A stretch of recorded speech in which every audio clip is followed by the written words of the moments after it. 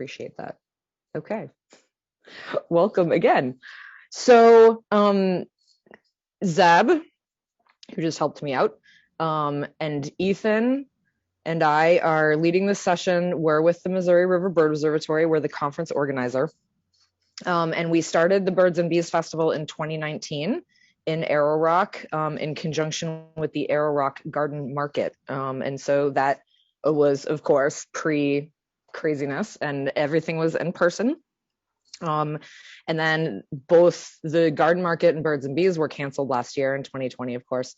And so this year we decided to go with hybrid, because when we were planning it in February, we weren't sure what was going to be going on. So we have some in-person things, but most of it is virtual content. And so we wanted to make sure, basically with this session right here, that everyone could access the virtual content successfully. So the situation as with using a conference platform, which is Whova, we don't have to send you all 80,000 Zoom links, because each session obviously is separate. So the way that you will watch all of the virtual content live is by using the Whova app. And so happy to field any questions that anyone has. Please, this is an open Zoom meeting, so you can unmute. You can put stuff in the chat if you want to, whatever you like. We did have a couple of poll questions, and I'm going to go ahead and I'm going to share my screen to answer one of those poll questions right off the bat, which was basically like, where do you access the agenda? And they're going to be a little bit different if you're using a computer versus if you're using a phone or a tablet. So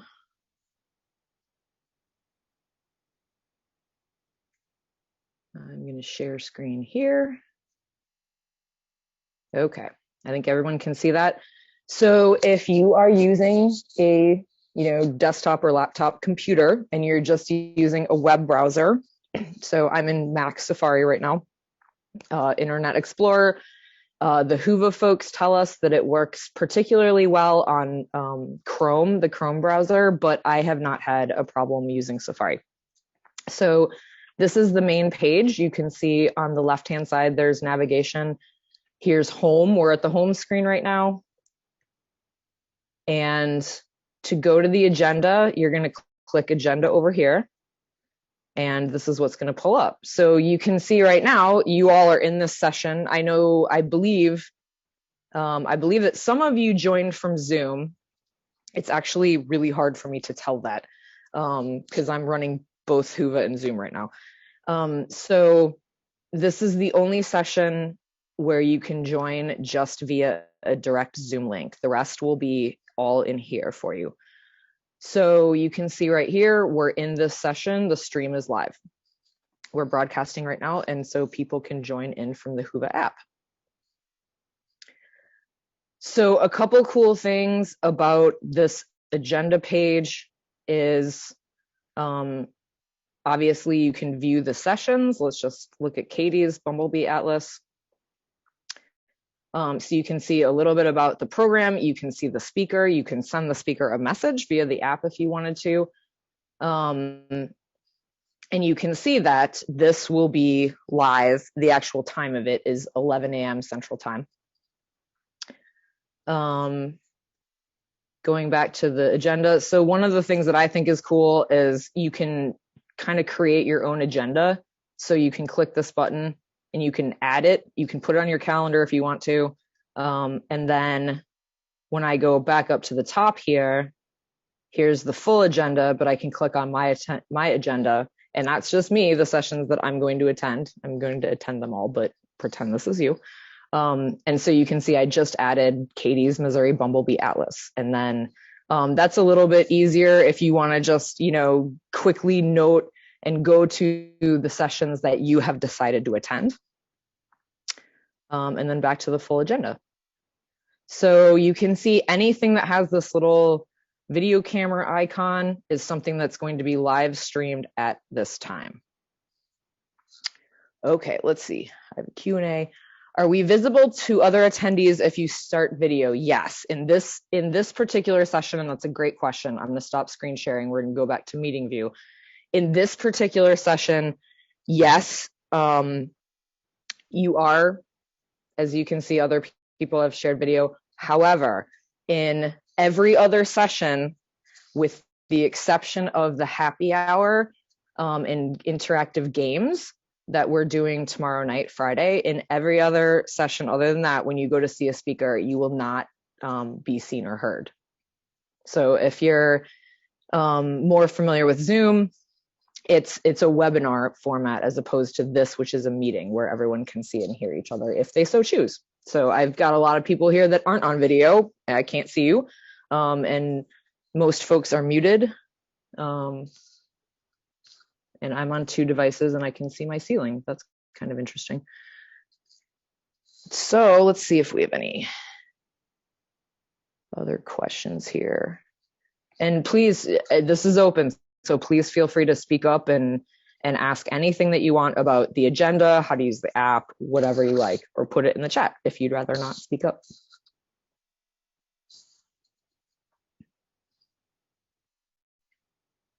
So until we have questions, what I'm going to do is I'm going to share my iPad so that you all can see what it looks like on a mobile device as well.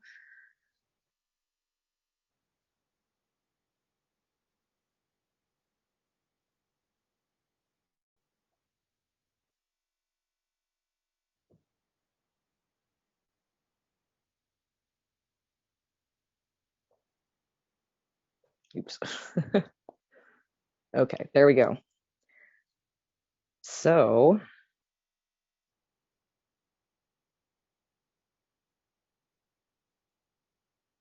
okay, so I'm going to get back to my home screen. Now, what you can see is you're seeing my iPad right now. The only thing that's going to be different for all of you that are attendees is you're not going to have an exhibitor hub. It's because in my other account, I'm an exhibitor. But what you are going to have are all of these additional resources buttons. And I wanted to bring your attention to those because there's some cool stuff in there. So we'll just go into photos real quick. So a lot of different, so far it's largely exhibitors and speakers that have posted photos, but you are also free to post photos. So if you've got a cool bird picture or like we did yesterday, just saw your first monarch of the season and you got a picture of it, feel free to post a photo. And, you know, all the other attendees can see your photo. So videos, these are from various contributors. Most of these are exhibitors, but there's a couple speakers as well that have added videos. You can watch those on demand. It's not like a live session or anything like that. Those are just videos there for you to watch whenever you want to. Let's see. So the session Q&A, you can see all of the sessions and you can go in there and you can ask a question, as some people have done for this session. And the speaker will see it in advance and be able to answer it. So you can also do, though, what you're doing right now. And you can enter, when you're in a live session, you can enter questions in the chat, either in Whova or Zoom. So again, we're not going to be able to see and hear you. So, you know, when you're in a live session, the speaker is not going to say, hey, just speak up if you want to ask a question, because that's not allowed in those sessions. But you can still enter questions in chat Q&A, or you use this session Q&A to ask a question beforehand. So our scavenger hunt, so this is pretty cool. When you click that button, it links to the Missouri River Bird Observatory website. And you can see that whether you are coming to Arrow Rock in person, either for birds and bees or just on your own this week, you can do a scavenger hunt in Arrow Rock, or you can do it wherever you are. It doesn't matter. We have 2 separate categories. And within each of those, at home in your area or Arrow Rock, we have youth, adult, and family. And anybody that enters the scavenger hunt and goes and take pictures of all of the items on the scavenger hunt You submit them to our education coordinator page, and there will be a drawing in youth, families, and adults categories. And we have super cool prizes. For kids, we have Athlon binoculars, some nice high quality binoculars. For families, we're giving away bird feeders, and for adults, bird friendly coffee. We also have a raffle. A lot of folks signed up for that raffle when you bought your festival ticket. I very much encourage you to go to Exhibitors. So I'm going to click the Exhibitors button. Many of them have posted videos, pictures, brochures, handouts, informational handouts, as well as like product handouts. A lot of them are nonprofit organizations, and they have some helpful resources. So if you scroll down here, you can see that if you'll note, the Pheasants Forever and Quail Forever booth has a little thing that says starts on May 7th, 2021, and So Wild Natives says starts in 3 hours. That's letting you know that the exhibitors are going to be there live via a Zoom chat. And so you can just click on, I'm going to click on PFQF here. So you can RSVP. And then tomorrow morning when PFQF is live, you can hop into this booth and you can just click it and you will be connected with other people to chat with. And I believe it's going to be Kim Cole from PFQF that's going to be in the booth answering various questions about habitat management and pollinators and all kinds of cool stuff that they do. So, and as I said, here's So Wild Natives. Tracy is going to be live this afternoon. And I encourage you to visit. These are all super fun people, and you can ask whatever questions you like of their organization. Okay, sponsors is quite similar. If you click on the sponsors button, our organizational sponsors. Sorry, folks, I'm still admitting people into the meeting. Our organizational sponsors are listed here. If you click on any of their logos, you would just be taken to their website to learn more about them. And then our awesome individual sponsors as well that are not associated with a business or organization, but are individuals that sponsored the festival.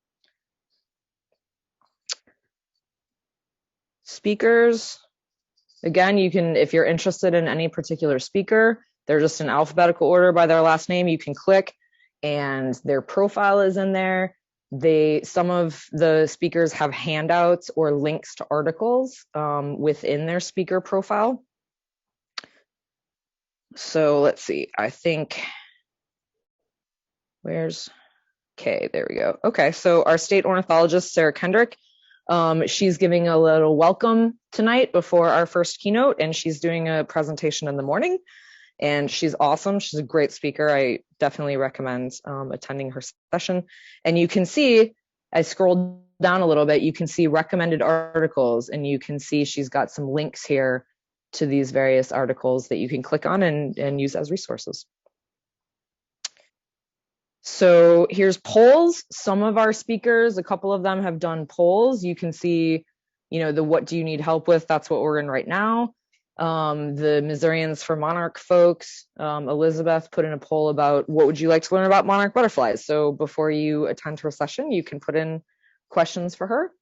And then Mary, who's an eBird reviewer here in Missouri, is doing a session on just using eBird and the basics of that. And she put in a poll about whether or not people use eBird right now. And finally, documents. We just have a couple documents. These are also in the sessions. So our speaker, Chris Egbert, who's doing woodworking for bluebirds a little bit later today, put in a bluebird box plan. And then Teresa Enderle, who's speaking about bird window collisions later this afternoon, put in this PDF. So there's just a ton of different resources. And I know it's kind of a lot to surf around, but if you use these buttons, and you can also see down here are kind of those same sorts of buttons that were on that computer desktop screen that I showed you earlier. So both the mobile app and if you're using a web browser on your laptop computer, they all have the same content. They're just kind of in different places. Okay, and the last thing is, I'm not going to click on it, but this Whova guide right here is just like, informational, instructional, everything you want to know about using the app. Okay, I'm back to seeing all of you, or seeing your boxes anyway. Katie asks, thanks, Katie. Are there any videos / meetings that will not be recorded? All of the presentations will be recorded, and you festival attendees will receive that link. So we'll wait a while, and they'll eventually be made public, because we are obviously in for the mission of conservation education and nature education, we do want them to be publicly available. But all of you signed up for this, and so the YouTube channel for the Birds and Bees Festival will only be available to all of you festival registrants for a while after the festival, and you'll receive an email a few days after the festival ends with instructions on how to access that. So I'm trying to, with the possible exception of this particular one, we might work on making available pretty much right away, because it's important. Yes, thank you, Eve. That is true. Yep. So for folks that couldn't attend this morning, knowing how to use the app is important.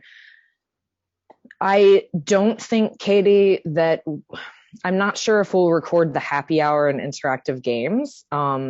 That's not going to be, an instructional video for anyone to watch later. It's just kind of a little bit of a virtual party. But otherwise, everything is going to be recorded.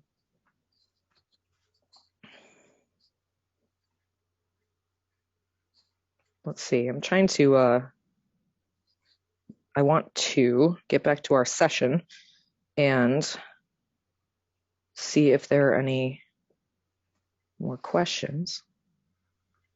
I can't type good, so can I just ask, are the sessions going to overlap with the exhibitors' times, or is it all spread out? I mean, will it go on the same time? So the 2 o'clock to 3 o'clock So Wild Natives exhibitor open booth today does overlap with the 2 p.m. Presentation that's today. However, and that's a great question, Marcia. However, those we call them lightning presentations because they're 15 minutes. If you want to go to the 2 o'clock session and it's done at 2:15 or maybe 2:20, you can totally go pop into the So Wild Natives booth when you're done. So that the exhibitor booth being open from 2 to 3 means that you can just pop in anytime.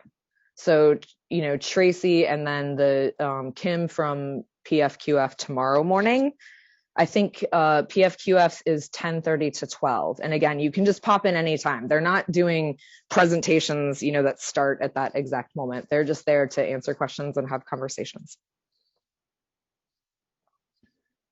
Thank you. Thanks for asking. Hey, Dana, I think it's kind of interesting that I can still see you through your iPad camera as well.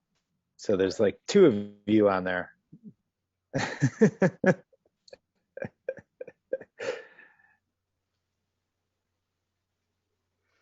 While she's figuring that out, I'll just chime in quick. I'm the Android guy from MRBO, and the app looks almost identical to what Dana demoed on the iPad. I was following along and looking at it, and it looks basically the same. So any mobile device should look. Obviously, it's a little bit thinner because it's a phone versus the iPad, but the button layout looks the same. I also had the exhibitor thing, and I have a speaker hub menu too, but you guys shouldn't have that. But yeah, all of the buttons for the photos, videos, session Q&A, all of that stuff is in the same location, and it should be just as easy to get to. So if you follow the iPad tutorial, it should work for you too, if you have an Android. Thanks, Zeb. I was wondering about that since we have all Apples over here.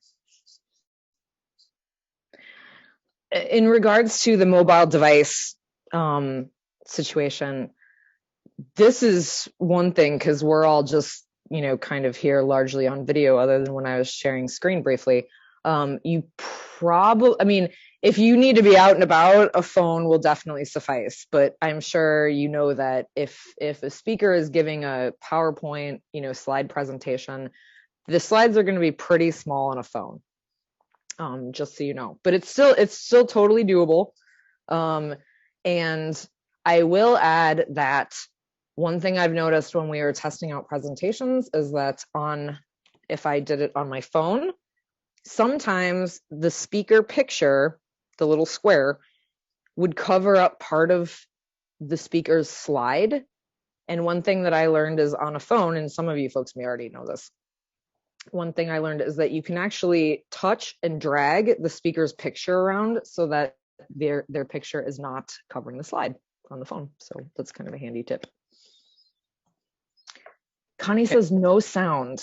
And it's good to experiment with your orientation on your device too. It works well. Try horizontal and vertical. Connie, no sound.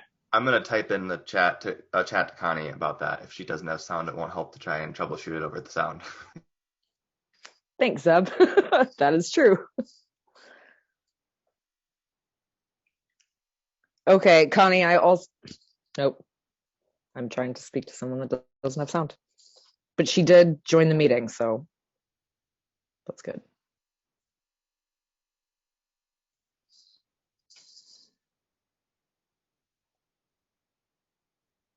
I think everybody else seems to be okay on this opening.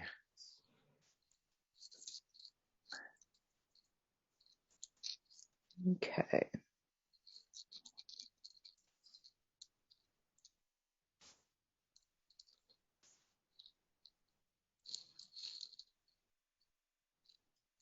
So sessions excluding keynote are typically 15 minutes with a 45-minute break after. That's correct, Katie. So all the presenters have put together 15-minute lightning presentations, but if Q&A, it's plus Q&A basically. And so if Q&A goes longer than that, it won't get cut off. So if you're, in a session and there's lots of questions, I mean, you don't have to stick around, of course, but we're certainly allowed to go longer if the speaker is answering questions.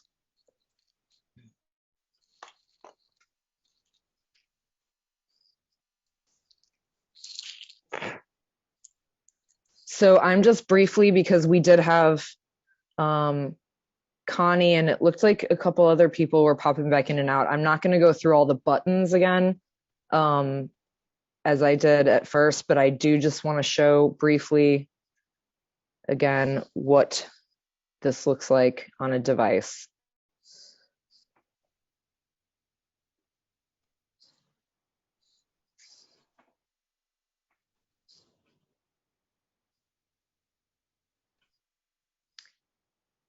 Zeb, if you would, if Connie still doesn't have sound, if you would just briefly let her know that this is how the festival agenda will look on a mobile device.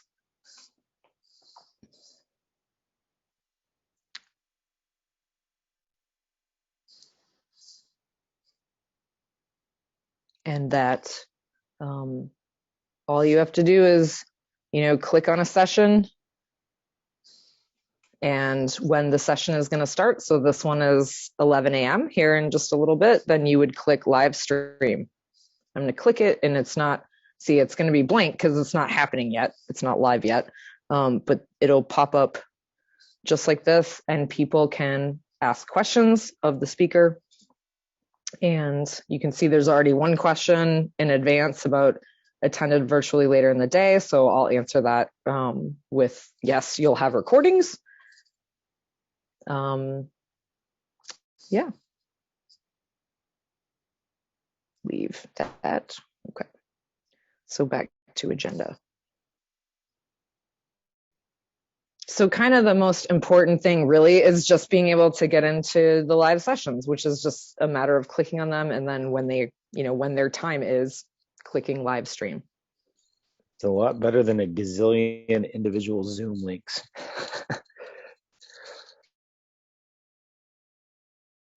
Yes. Yes, even though, we've all had to kind of learn to do this on an app, any conference platform is its main purpose in life. And it's nice that we can chat with each other and send messages and have virtual exhibitor booths and speaker profiles and things like that. But the main purpose of having an event platform is so that we don't send y'all, like, it'd be 30 different Zoom links. And I think I would get confused. I know. So I assume it'd be kind of confusing to others. So when a session's on and you're ready to watch it, click the session, click live stream, and you'll be in.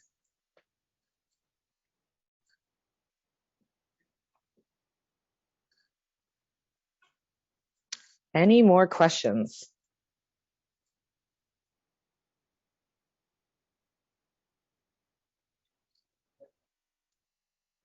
Marcia says, yay, no email. Whova does send some emails. Oh, that was actually, you know what, Marcia, thank you for just commenting on that. I wanted to say something. Whova sends notifications, right? So, like, for instance, this morning, I, as an organizer, just sent out an announcement that reminded folks that Tracy of So Wild Natives is going to be live in her booth at 2 p.m. You don't have to get those notifications. So however you turn, unless you want to, and this conference, this festival, this event, honestly, we're way lighter on the announcements and notifications than a lot of virtual conferences I've been to in the last year. But still, some people don't want to get them. And so you would turn off notifications for the Whova app in the same way that you do it for any other app. So for me, on an iPhone or an iPad, it's going into settings and scrolling down to find the Whova app, clicking on that, and then you'll see notifications. Do you want sounds? Do you want, the little thing that pops up in your screen? And you can turn that off if you would like. So.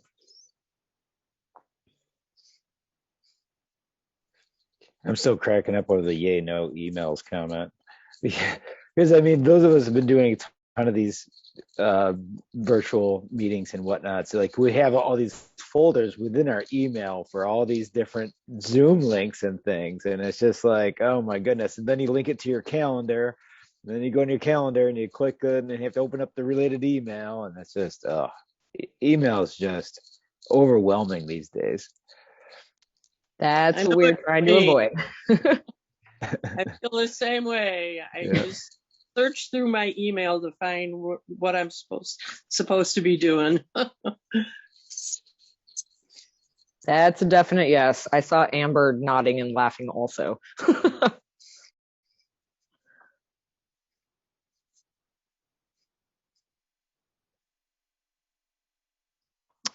Okay, folks, if no one else has any more questions, then please feel free.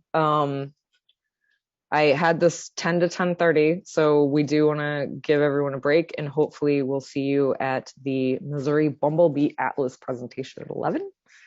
I'm psyched about that one. That's going to be neat because I've always wanted to do it, and I kind of sign up for their emails, but I can never get out there in the field to do it. But I like to keep up what they're up to. I think it's a great project, so looking forward to tuning into that one.